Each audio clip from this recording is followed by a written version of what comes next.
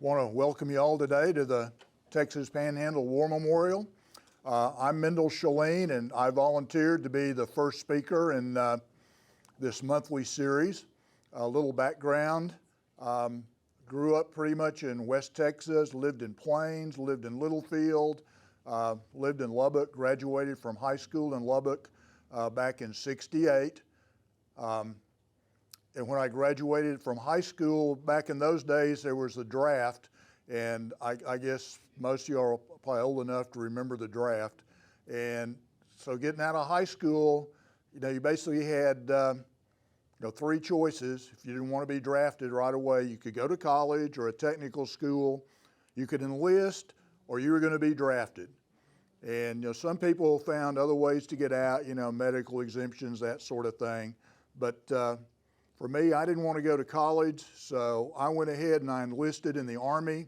I chose the Army because they actually gave you a choice of what they call military occupational specialties, MOS, and when I enlisted, I was going to be a helicopter repairman. So I kind of planned to spend my time, working on the Huey helicopters and the other helicopters the Army had. That didn't work out quite the way I'd planned, though. So I joined on August the 13th of '68. No, actually, I was inducted here in Amarillo. They bussed us up here, spent the night, got inducted, and then, let me turn the lights off. You can probably see better. Is that better? How do we turn these lights off? This switch here? Okay. Okay, is that, everybody see okay? All right. Okay. So I got sent to Fort Bliss for basic combat training, BCT, and before you go to basic training, they send you to the reception station, and at the reception station, particularly in those days with all these draftees, they run through a battery of tests to test your aptitudes, and somehow I passed the test to go to officer candidate school. So here I am, I'm 18 years old, and I got to thinking about it. I thought, well, if you're an officer, you don't have to pull KP, pays better. A lot of advantages to being an officer as opposed to being a buck private. So I went ahead and I basically dropped my option to go to this helicopter maintenance school, and I opted to go to officer candidate school. So I guess looking back, that was probably the right choice for me. But anyway, at Fort Bliss, close order drill, a lot of, hit the right button here, a lot of time out on the rifle range, and that is at Fort Bliss. They had a nice rifle range. This must be in the winter because when I was there in August, it was plenty warm. You didn't need a field jacket. Then after basic training, because I'd signed up for officer candidate school, the Army was going to send me to the field artillery officer candidate school at Fort Sill over in Lawton, Oklahoma. So that's good, that's close to home, so I kind of like that. That was the Army's choice. So we'll go to advanced individual training, and here's the key gate at Fort Sill, and now there's M101A1 howitzer, pretty much standard piece of field artillery at the time.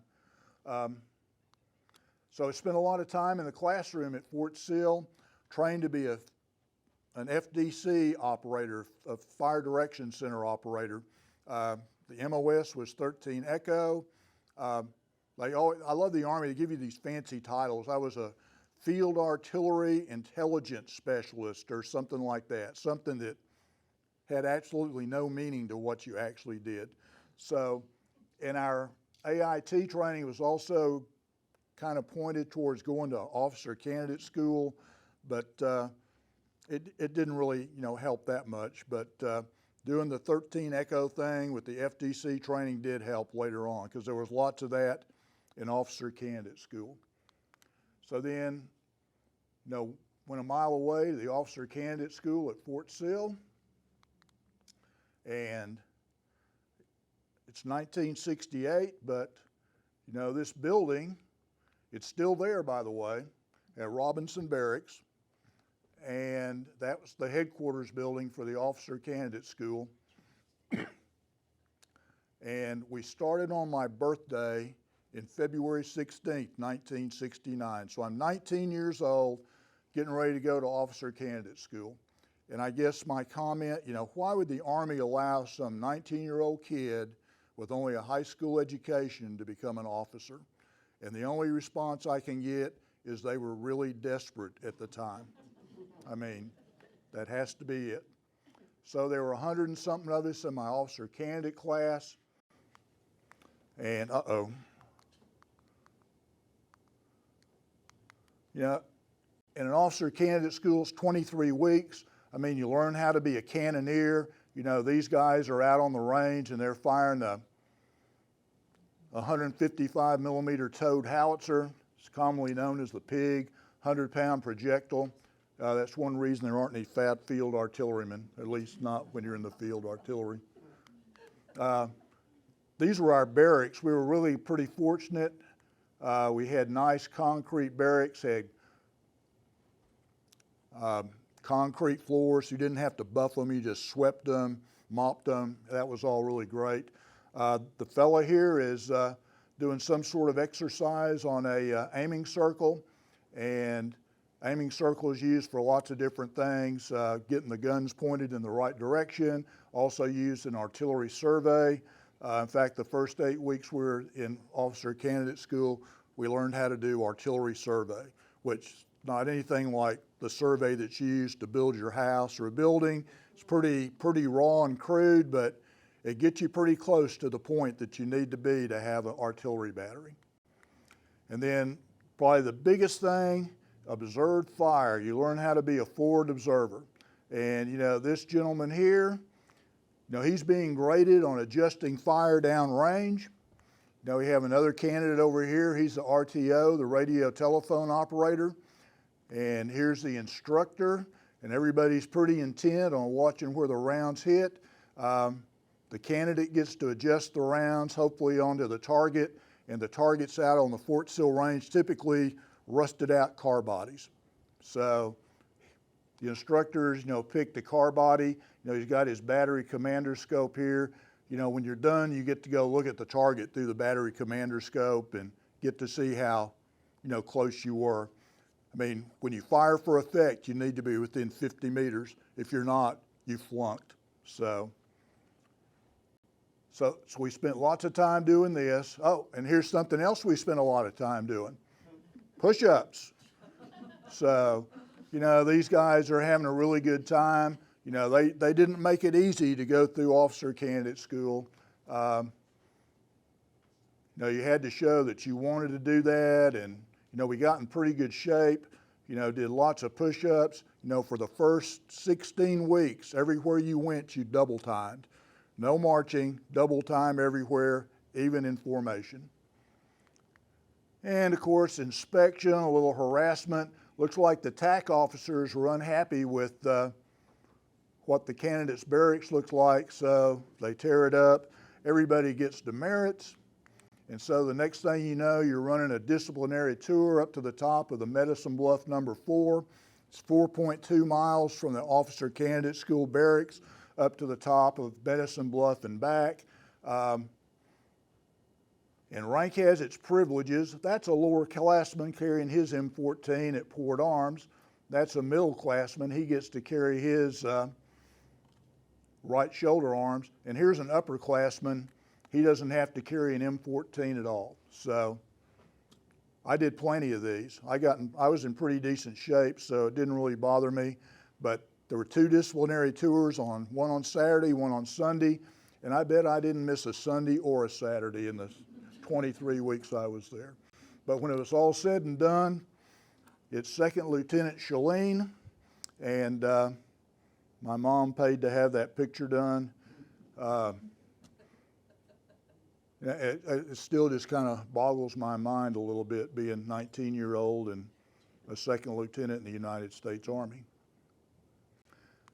So after, well, I guess Now you go to officer candidate school, one of the last things, the last few weeks, to get everybody together in the class, and when you fill out a deal called a dream sheet. So you put down, where do you want to go? What do you want to do once you get out of officer candidate school? Oh, maybe you'd like to go to Fort Washington. Oh, maybe you'd like to be assigned to Hawaii. You know, that'd be pretty good duty, wouldn't it? But the warrant officer who was in charge of the personnel section comes in and says, let me tell you what's going to happen, guys. We're going to divide you in threes. The first third of you are going to go to Vietnam upon graduation. 6 months later, the second third of you will go to Vietnam. And in a year from now, the last group of you will go to Vietnam. You know, so you can just count on going to Vietnam. I mean, there were a few exceptions. Some people went to Korea, but for the most part, you know, everybody was going to go to Vietnam. Well, I don't know, maybe I'm a fatalist, but I went ahead and I put on my dream sheet, my first choice was Vietnam. We're going to do it. We're going to get it behind us, okay?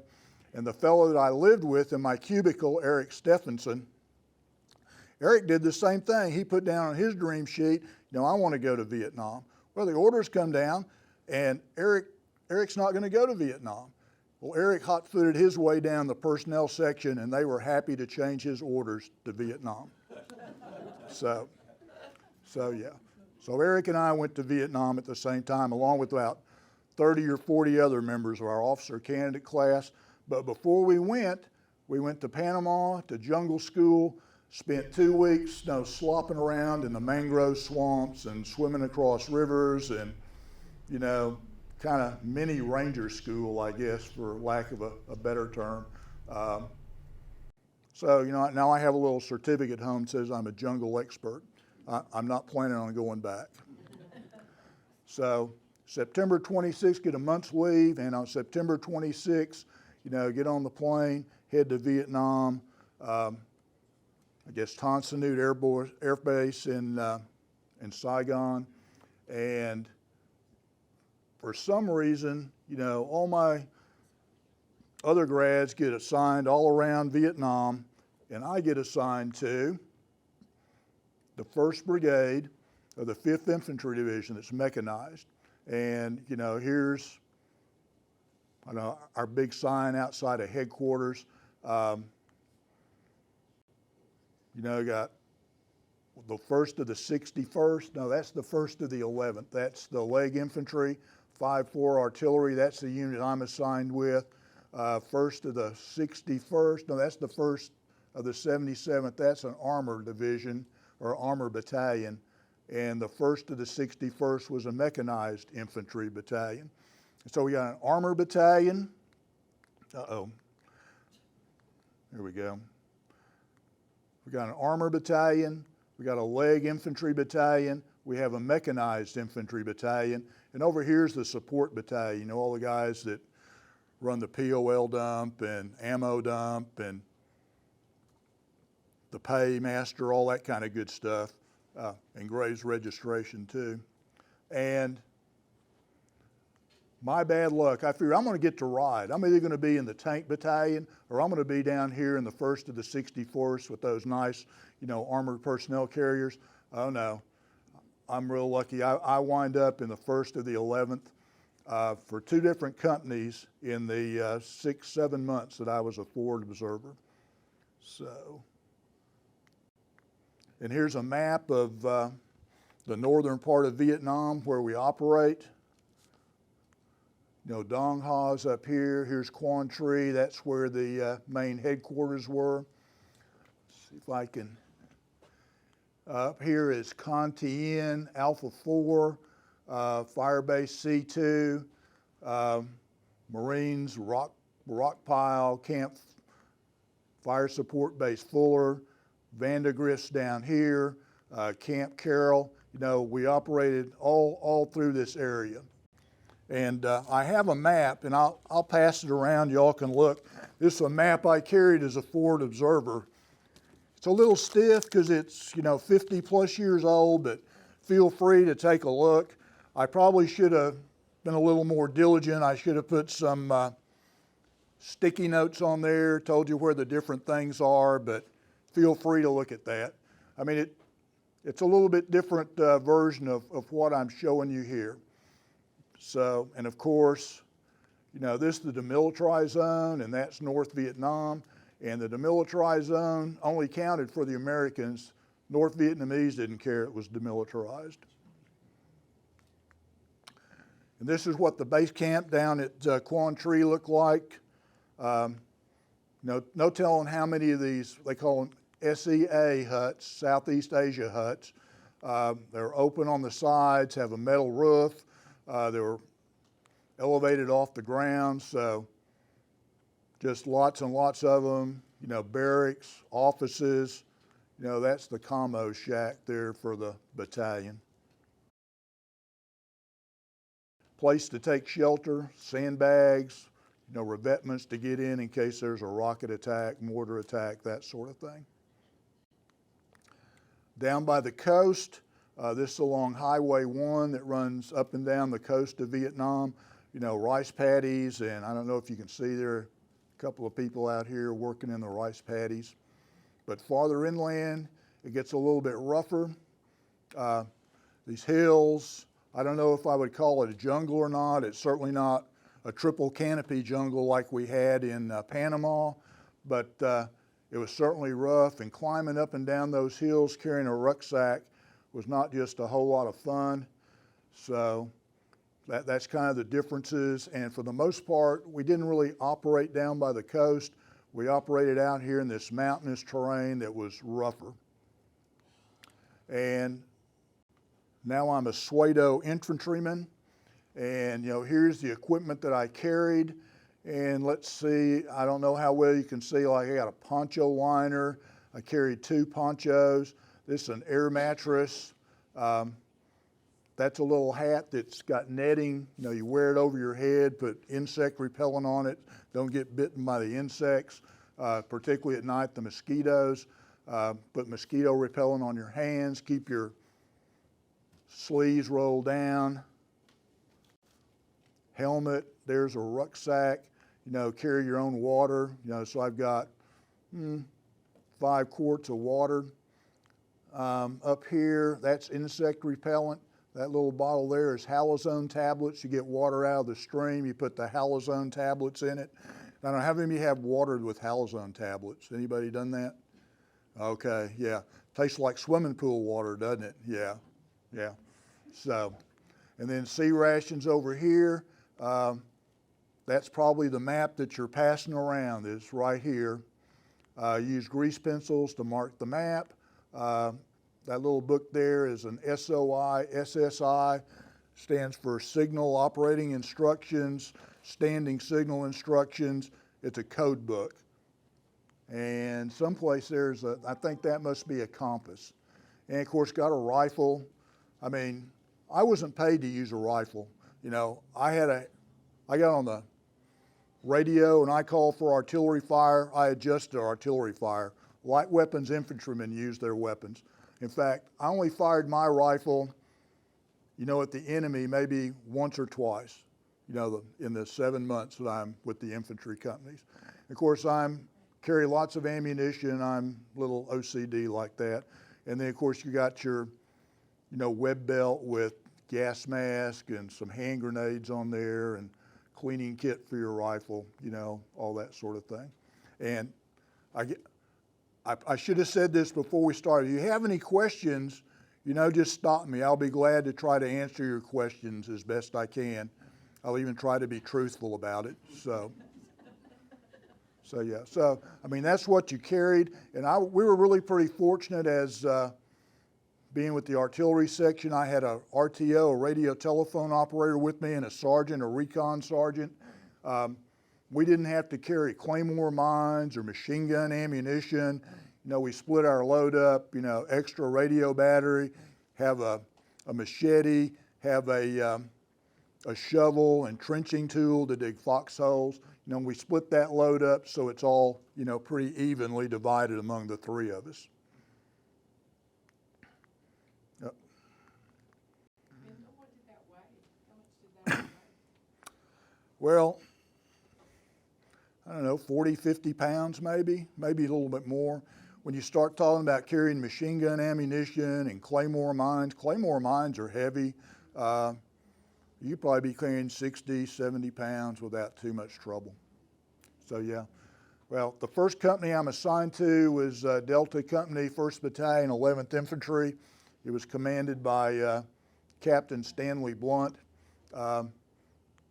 Stan Blunt will earn the Distinguished Service Cross, you know, while I'm with him, and we'll talk about that a little bit later. And I got transferred over to Bravo Company, 111, and this is Captain Roger Iacovani. And I'll say this, I was really lucky to have two outstanding company commanders. I mean, they cared about their guys, they led from the front. You couldn't ask for any two that were better than these two guys. Roger went on, both are career Army guys. Roger wound up being a lieutenant colonel, and Stan had to be retired out for medical reasons. He was wounded, he was hurt pretty bad. In fact, this picture of Stan, you know, when I knew him, he'd been wounded. He had taken a bullet across the side of the face. He only had half an ear. So, oh, and I probably shouldn't, there's this fellow back here with the binoculars. That's me, yeah. So, and you know, we're infantry, so here we are hiking down a tank trail someplace west of Quantree. And then gets a little rougher. I don't know if you can see the infantry guys, but you know, hiking up and down through the woods there out in the mountains. That wasn't much fun. And what makes it worse is when it gets wet, it rains, slipping and sliding in the mud, being wet all the time. Imagine dishpan hands all over your body. I mean, that kind of sensation. So, and I don't know, let's go back and look at my equipment again. You know, one of the things here, you know, I'm carrying this is a 30 caliber ammo can, and the reason I have it, it's waterproof. So everything I want to keep dry, in this case, note paper, socks, you know, and this other stuff, I keep in the ammo can.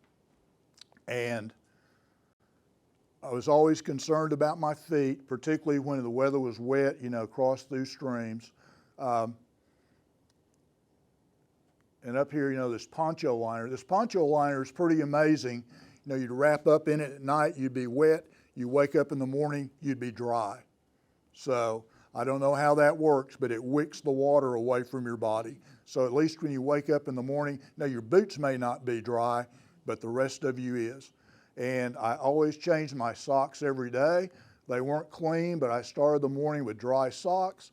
And to get your socks dry, you know, you got this wicking action. So I always placed my wet socks under my armpits, one under each armpit. You know, sleep at night. When you wake up in the morning, your socks are dry. I mean, it works. That's all I can tell you. It works. And here we are, and it's obviously been wet. See, we're out here in our little hooches, used our poncho liners to make these hooches, and somebody's taken my picture, and I'm looking at the map, and that's Don Slovak. He's one of Captain Iacovani's RTOs, and it's been wet because everything's laying out, trying to get it dry, and that's south of Quantree City, off to the west of Highway 1, and we're doing, I guess, interdiction, trying to interdict NVA, VC that are trying to come through and visit the coastal villages. So ran a lot of ambushes and things like that. And it was really, I don't want to say easy duty, but it's a whole lot better than being up in the hills and having to slip and slide up and down those mountains. And we didn't always have to walk. We got to ride in helicopters. So here we are at Quantree, you know, base, waiting on the helicopters, and they're going to come and carry the company out to an operation somewhere around the demilitarized zone, south of the demilitarized zone. And here's a DZ, LZ, I guess, a landing zone, and it's a little smoky. And what happens is we'd fired artillery in there, white phosphorus rounds to mark the landing zone, and it sets the buffalo grass on fire, so everything's smoky and it's hot. And I was always really fortunate. We got to a landing zone, we were the only ones there. There were no NVA, no VC to shoot at us. So pretty fortunate in that regards. And helicopters, I have this thing for helicopters. Maybe that's why I signed up to be a helicopter maintenance guy, I don't know. But anyway, here's a CH-47. And this is up at Fire Support Base Fuller on top of Dong Ha Mountain. Dong Ha Mountain was the highest point, basically in northern Quang Tri. And he's got this big blivet that's full of water. He's bringing us drinking water. And I guess we're a little bored because Captain Yakovani had a guy who had some artistic talent, and he's painted Snoopy on his doghouse, and it says, "Curse you, Red Baron." So yeah. And it's interesting, if you look up here, that's a 101st Airborne Division symbol. So this helicopter came from the 101st Airborne. And sometimes there's not places to land. This is a resupply. This Huey's come in, and they're basically having to throw the stuff off the chopper to people here on the side of the mountain, sea rations, water, whatever. And, for those of you photography buffs, I must have used some pretty fast film because we pretty much frozen the blades of the helicopter as it hovers there. Oop. Okay, and this is Fire Support Base Fuller up on top of Dong Ha Mountain. That's the lower half of the mountain. There's 6 M101A1 howitzers here. They weren't part of the 1st Brigade, 5th Mechanized Infantry, but these guys shot lots of missions for me. This is a place, for the most part, the only way in and out was on that helicopter pad that you saw earlier.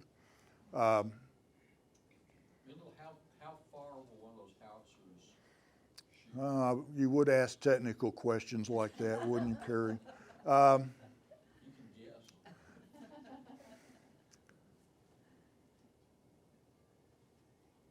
Gee, I don't know. Can you help me out, Ken? I'm thinking about 18 kilometers. Well, maybe. You're passing the map around.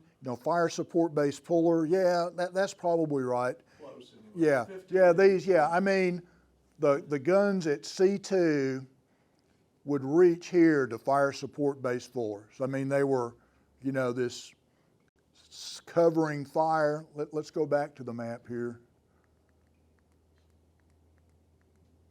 Okay, so Fuller, Fire Support Base Fuller's here. Charlie 2's over here. The 155s at C2, and down here there's some 8-inches at Camp Carroll. They don't have any trouble, shooting up to Fuller and supporting, the troops on top of Fire Support Base Fuller. So let's see.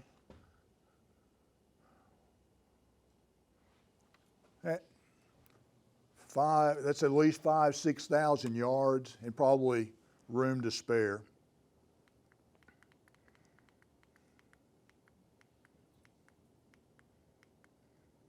Yeah, that's about the only way in and out of Fire Support Base Fuller. It was at 549 meters at the highest point.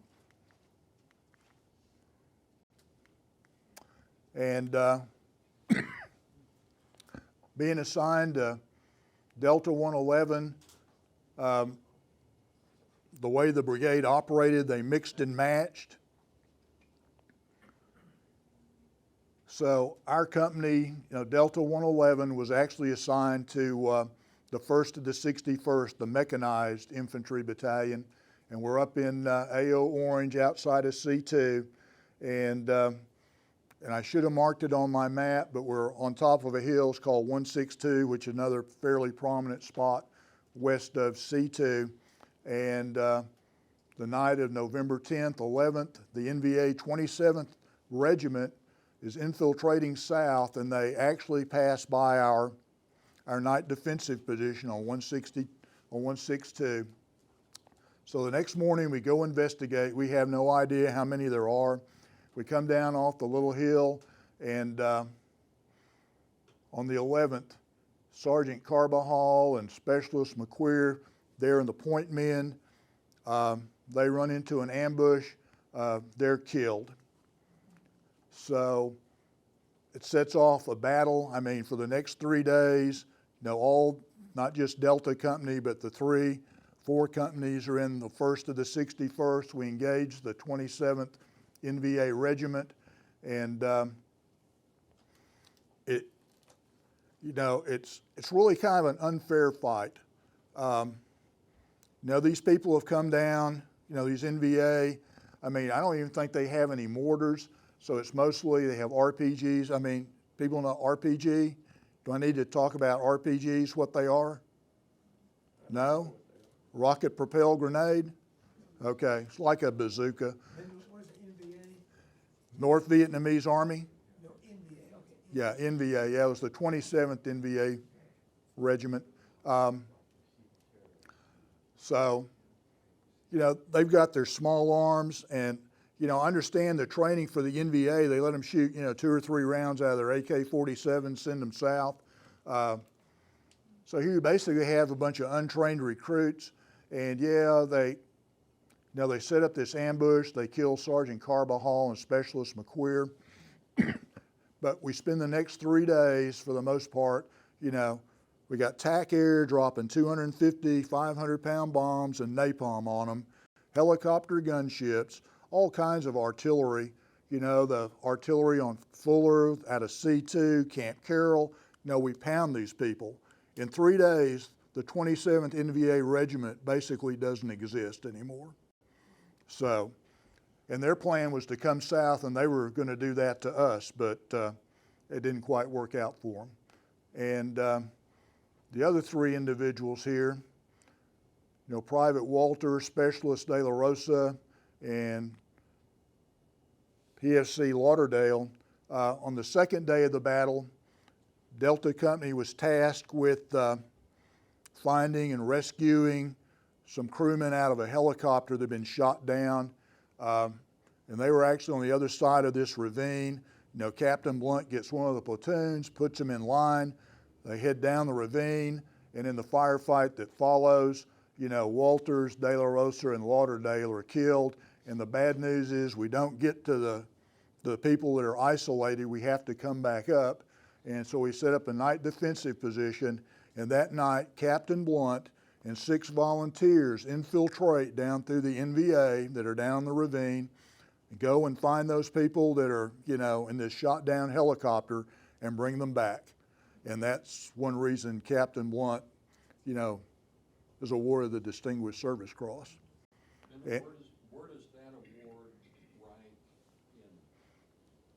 where does that award rank, say, compared to? That's the number 2 award. Only the Medal of Honor is higher. So, and during the fight on the first day, Captain Blunt, we had one NVA trooper in a foxhole, and we couldn't hit him with artillery. Nobody could hit him with a rifle. So Captain Blunt goes across, crawls up, tosses a hand grenade in his foxhole and does away with him. So again, Captain Blunt, just like Captain Iacovani, they lead from the front. Couldn't have had a couple of better guys to be, company commanders. And, here we have 5 people, and there are 11 others were killed in the 1st Battalion, 61st, those 3 days. I just had to add, John F. Kennedy says, these are people, ask not what your country can do for you, ask what you can do for your country. So it's kind of downhill after this. I mean, this is a big battle. In fact, from what I've read, this is probably the biggest single battle of 1969 between Americans and North Vietnamese. What was the name of your conflict? Excuse me? Did your conflict have a name? Oh, this battle? No, not really. No. Hill something or other. Hill something or other. Yeah, we're around Hill 162. But I mean, this whole area, I mean, it's Hill 162, the 3100s. I won't even talk about the 3100s, but well, okay, I will talk about the 3100s. On the 3100s, and you know, I've been in all these spots, and on the 3100s during this battle, the 161s, they're heavy weapons platoons, which, you know, they're 113 tracks, and they have their 81 millimeter mortars in the tracks. They've all gathered on, you know, the 3100s, and it's like 30, 40 guys in these 3 heavy weapons platoons, and they're really exposed. So they bring out another company from the 1st to 61st, you know, provide perimeter security that night. And that night, 500 NVA attacked that position. So between, you know, artillery, you know, and TAC air, you know, fights off the NVA, you know, no telling how many of those people are killed. And Captain William Gallagher commands the company with the 1st to the 61st. He's actually killed during the battle. And a fella that I actually arrived in country with, Mike McGrath, their forward observer, he takes command of the infantry company and, you know, helps secure the perimeter, fight off the NVA that night. And so, you know, after that point, you know, the 3100s are now called Gallagher's Ridge. So that's how I see it. So I hope I'm making myself clear. I mean, if you have any questions, just let me know. Like I said, I'll do my best to answer. And on April the 21st of 1970, you know, we're doing an operation out west of Quantree City, out in the jungle, and we've come through this series of thatched huts, and you know, the NVA have been there, and they've heard us coming, so they've left and leave all these booby traps, IEDs, whatever you like to call them, and the fellow in front of me, there's a vine stretched across the path, and it's hooked up to a grenade tied to a tree. You know, he hits the vine, pulls the pin on the grenade, and boom, I find myself lying in a, you know, a little bamboo clump here, and I've got shell fragments up and down my left side, and you can tell I've got a smile on my face. I'm really not hurt very bad, but I'll pass this around. Later on, after going to the evac hospital, the doctor dug these pieces of shrapnel out of my leg. And he didn't bother to use any anesthetic either. So, and they're old and rusty, but they're still mine. And also, you know, booby traps, IEDs are pretty indiscriminate. Yeah, they got me and they got another guy who was behind me, but the NVA must have had a claymore or something like that, because they killed 2 of their own people. And we found their bodies as we were going through there. And the infantry says, "Oh gosh, guns, you must have, your artillery must have hit them." I said, "No, I mean, they don't look like they've been wounded by artillery." And one of the people killed by their own forces was an NVA paymaster. He had a big satchel full of North Vietnamese money, and Captain Yakovani gave me whatever these are, 10 Mui Bong. And so that was a little souvenir of being wounded. Captain Yakovani says I got a cheap Purple Heart, and you know, he's probably right. So I can't. Yes. Where were you treated? Where were you evacuated? Oh, to the evac hospital in Quantree. Yeah. We were out in the woods, so the jungle. When the helicopter came, they actually had to use the jungle penetrator. So they lowered the jungle penetrator. 2 of us got on, hung on for dear life, and they zoomed us up, got us on the helicopter, and took us to the evac hospital. And you know, I'm taking pictures of myself, and you know, on the flight in, they'd sent a Cobra to, you know, run interference for the dust off. It's DMZ dust off, by the way, with the call sign of the helicopter guys. And I got a nice picture there, the Cobra. And I probably ought to say this about these dust-off pilots. Now you saw Fire Support Base Fuller with its little helicopter pad. We got attacked one night, and I mean we were up in the clouds. It was foggy. You can't see anything, and a couple of guys get wounded. And the DMZ guys, excuse me.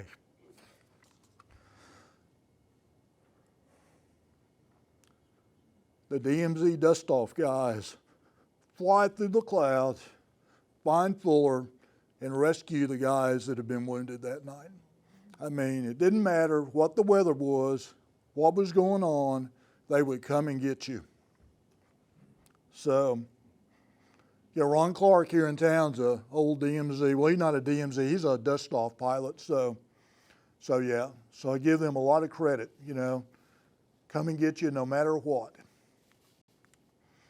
So, my time, and it really, I don't know what's the right term here, but my replacement was already there when I'm wounded. So I've been given this other lieutenant, on-the-job training. So he's going to become the forward observer for B Company. And, when I got out of the evac hospital, instead of going back to B Company, I go up to Fire Support Base Charlie 2 and become a fire direction officer at C Battery. And color pictures might have been better, but they tend to fade. But this is Fire Support Base Charlie 2. I mean, it's dusty and it's hot and everybody lives in a bunker, and about the only bunker is the mess hall. And it's interesting, I'm there for 5 months. I don't ever remember eating a meal in the mess hall. I don't understand that. But the mess hall was there and we had pretty good chow. I was actually the mess officer, and what would happen, the mess sergeant would send the reports down to me in the FDC bunker, and there's the FDC bunker, and I'd sign the reports and away we'd go. So I was also the pay officer too, so yeah, in addition to being fire direction officer. What is the purpose of this fire support base? Yeah, it's a fire base. So our batteries here on this base, across the road is there's a 175 millimeter battery, big long guns. And I'm trying to remember, you remember Charles White? Did you know Charles White was one of Tom Boyd's partners? Yes. Yeah, Charles served in that battery. Oh, okay. Yeah, so yeah. Wow. But, here's another view. This is our FDC bunker. It's hard to see, but that's gun number 4. I'm not real sure what this unit is up here, probably some sort of support operation for the 1st to the 61st, got to take care of their tracked vehicles. And here's my FDC crew, and I keep their names written down because my mind isn't what it used to be. But it's Bruce Deathmers, excuse me. That's Roland Gross-Didier, Mike Lockett, Gene Selk, DeWitt Allen, Buddy Anderson, and Kenneth Rogers. Kenneth could have been an officer. He'd already gone to college. When he got out of the Army, he went to law school at OU. He was a preacher's son, came from Oklahoma. But all these guys, were 13 Echoes like I was. And it was interesting, we had a shortage.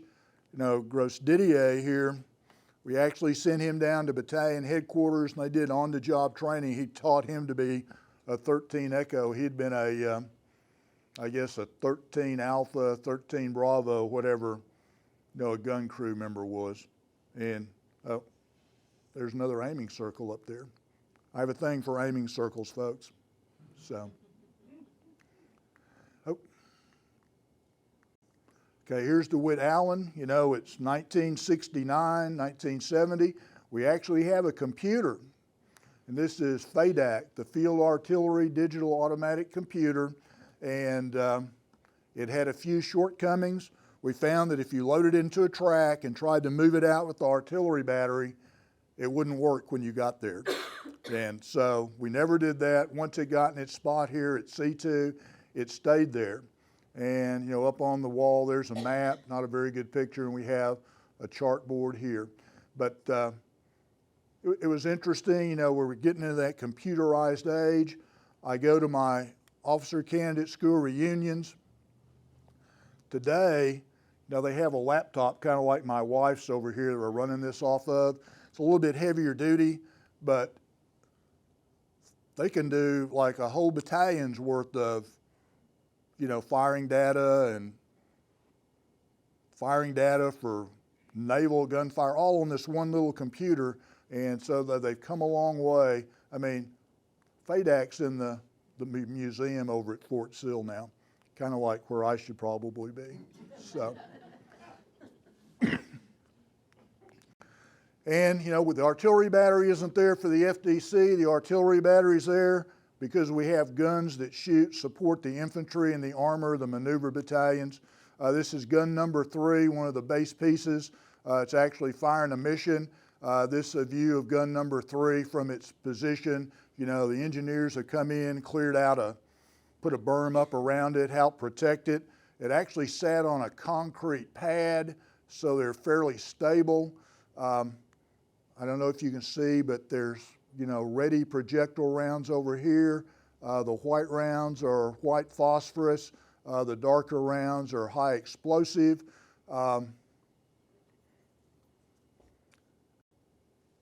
And I shot one mission during the November 11th, 13th battle. I was on the gun target line, which means that, you know, the target's here, the battery's here, and I'm in the middle. And we had to go to one round because it was so close. We were shooting at this guy in the foxhole, okay? I never did hit him. I got close, but never hit him. But, you know, the fire direction officer would say shot out. Then he'd say splash. I could look over my shoulder. I could see the shell come in to where it was going to hit. So that's pretty close when you can see the shells coming in.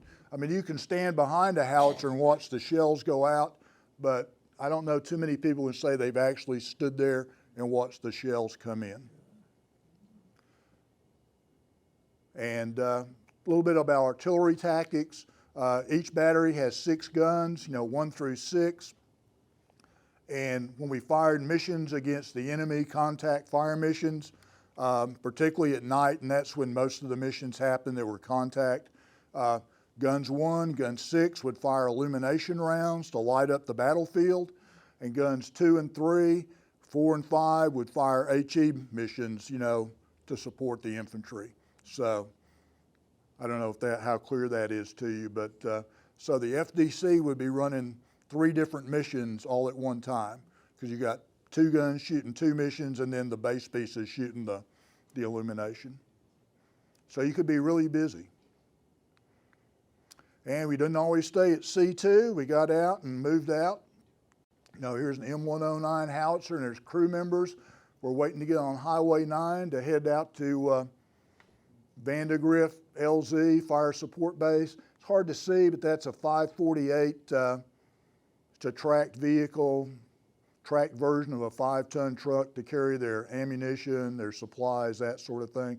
There are 3 guns here, and I'm taking a picture from my command track.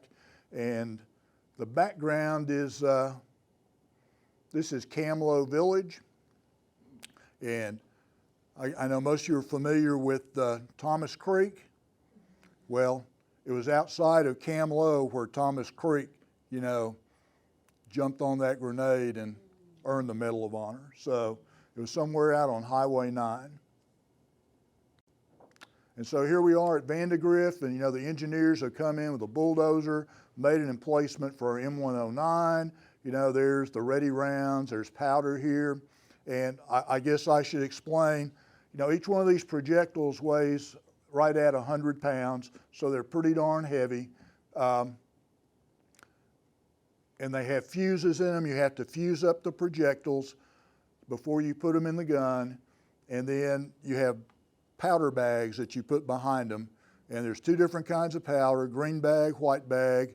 The most powerful is charge 7 and white bag, and green bag goes to 5, but it's called separate ammunition for whatever that's worth, and that's kind of how, you know, these, if you work on the artillery crew, you know, you might be shooting for who knows how long, 5, 6, 7 hours. You know, somebody's got to carry that projectile up to the cannon, somebody's got to pick it up, put it in. I mean, it's hard work, hard physical work. And you'll notice that none of these guys are fat. And not everybody had to drive out there. You know, here's a towed 155 millimeter howitzer being carried in by a Chinook CH-47 helicopter.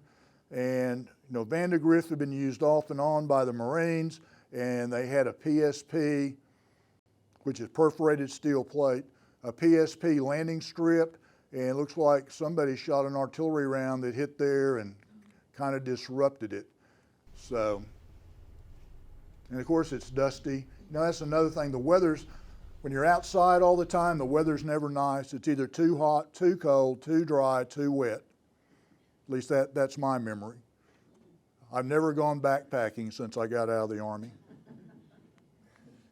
And here are the 5.48s and an M109. You kind of see the M109 there. This looks like at the end of the runway there, the PSP. Up there on top of that mountain's LZ Sarge. So high points, you know, you have fire support bases to support all the different operations. Oh, and okay. And this is a little bit different place. This is outside of Camp Carroll. Again, we got 3 guns. A gun here, one there, there's one here. Over here's our Fire Direction Center track and the water buffalo, water tank. Yeah, here's one of the cannoneers up on top with his 50 caliber machine gun. We're waiting for an infantry company to come surround us and provide us with security.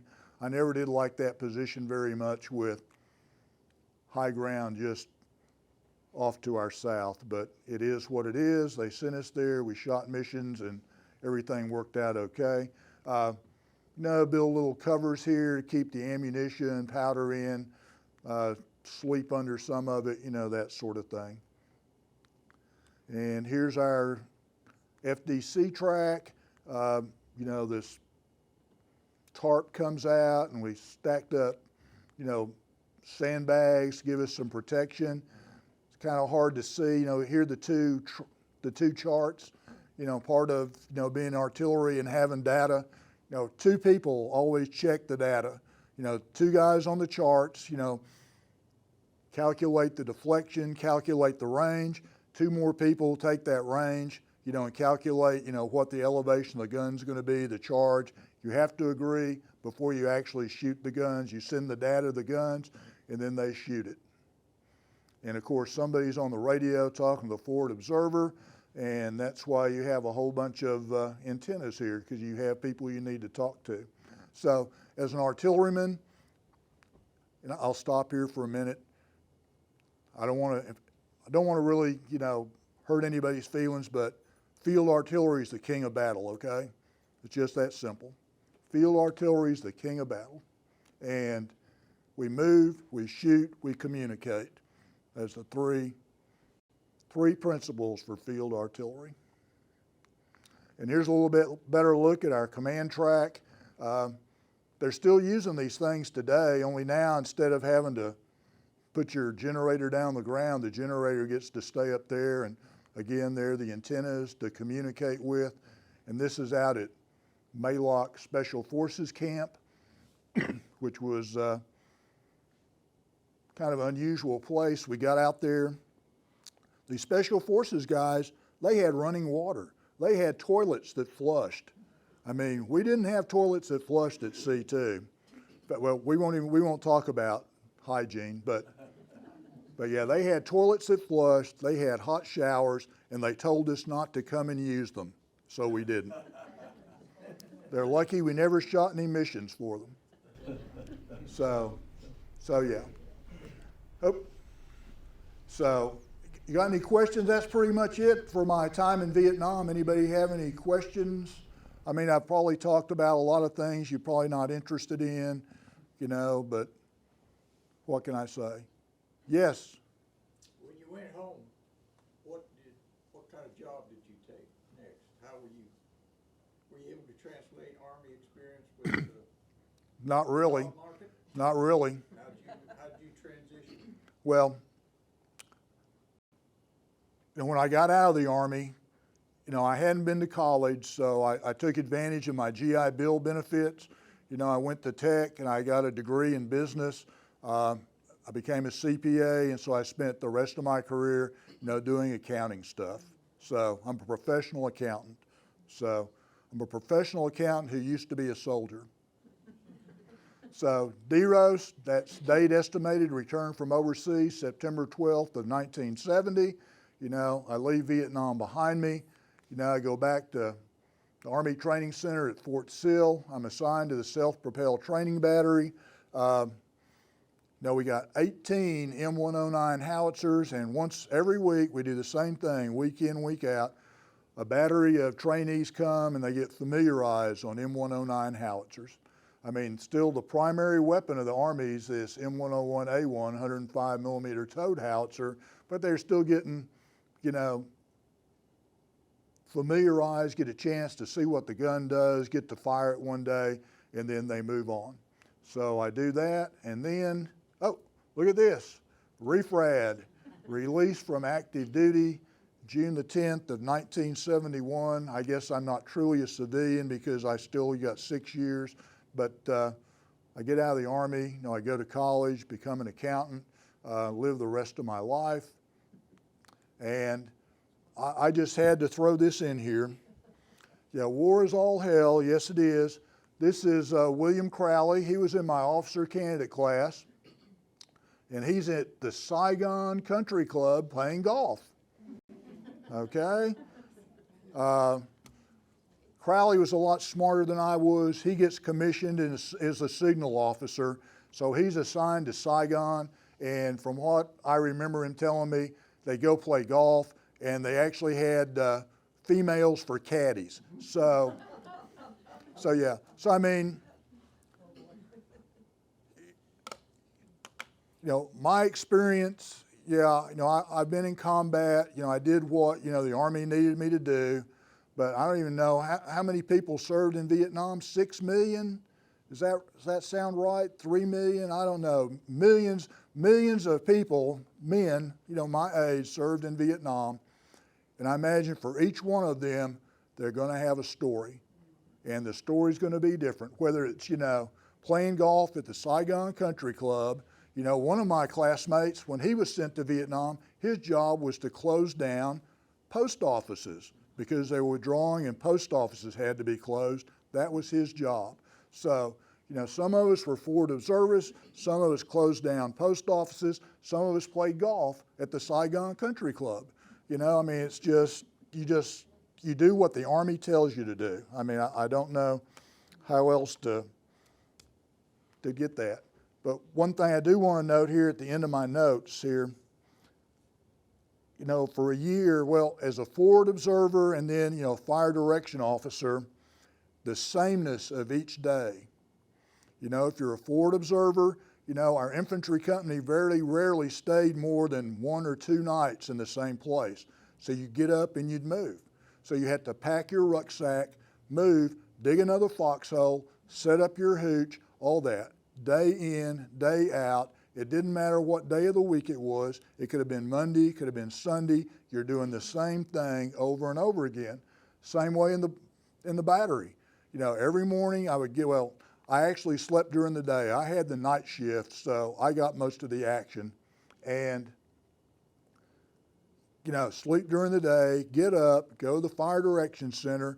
You know, we shoot missions. If they're missions, if they're not, we play cards. But it's the same, day in, day out for 4 or 5 months. And I'm a member of the Society of the 5th Division. We get a little newsletter, and they always have, you know, little articles.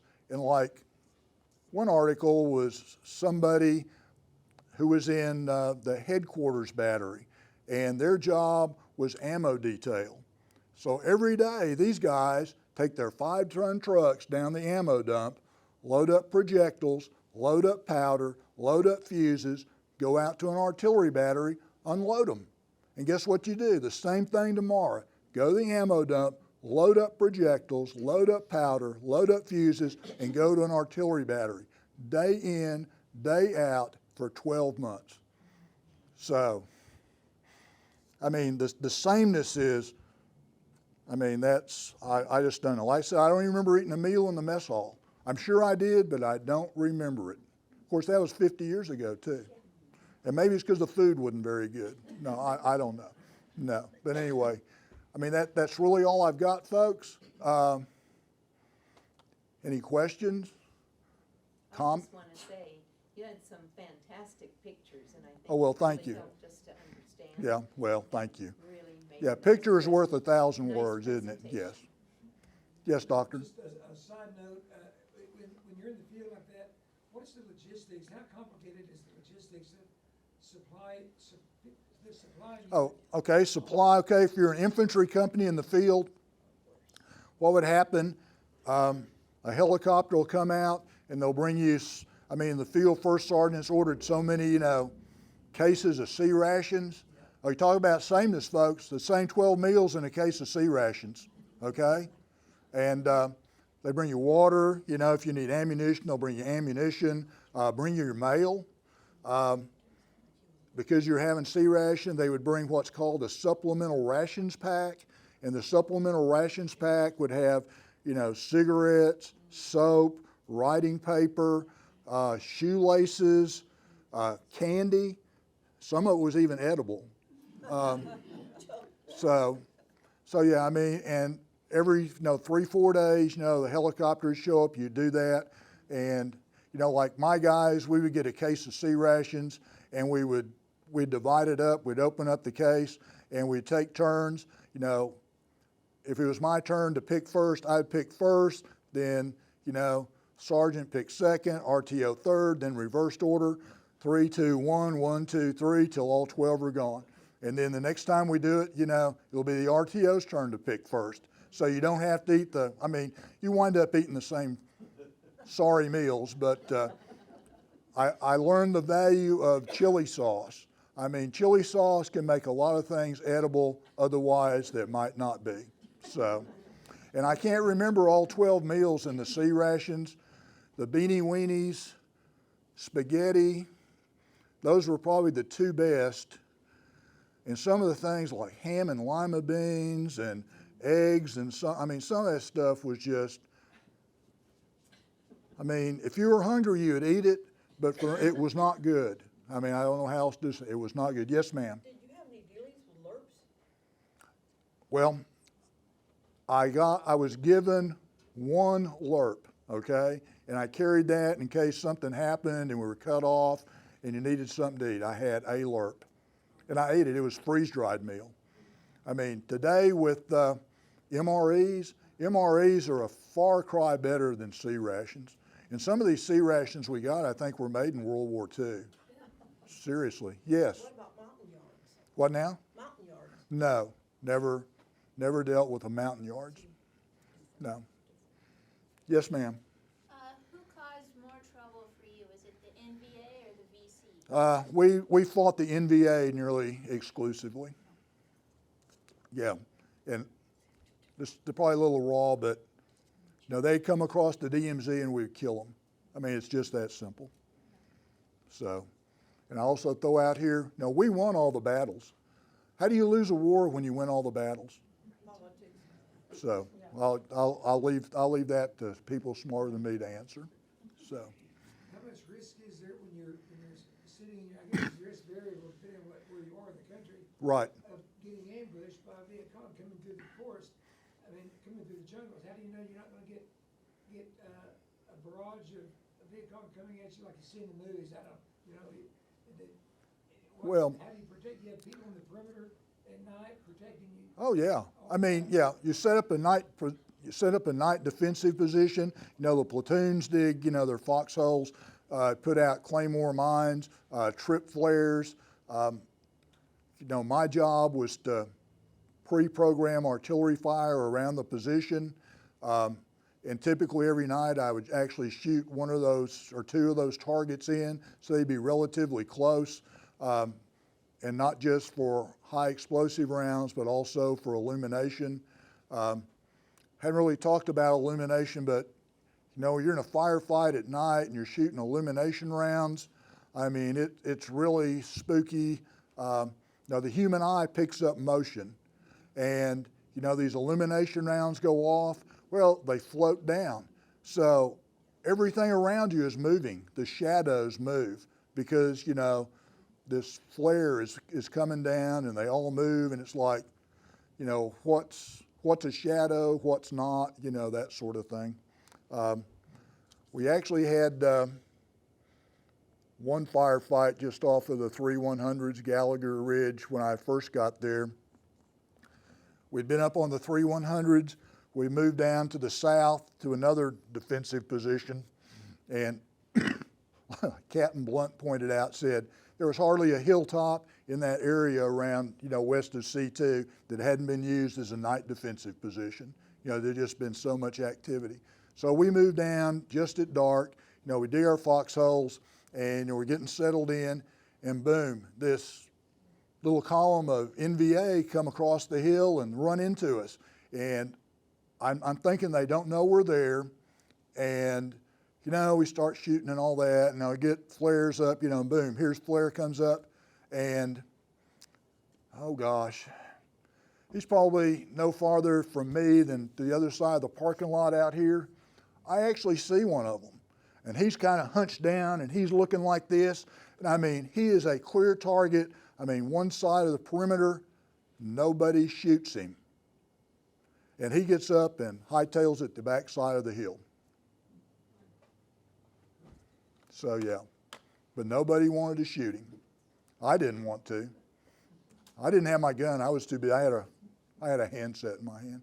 Yes, Melissa. Mendell, did you ever work any with Arvin?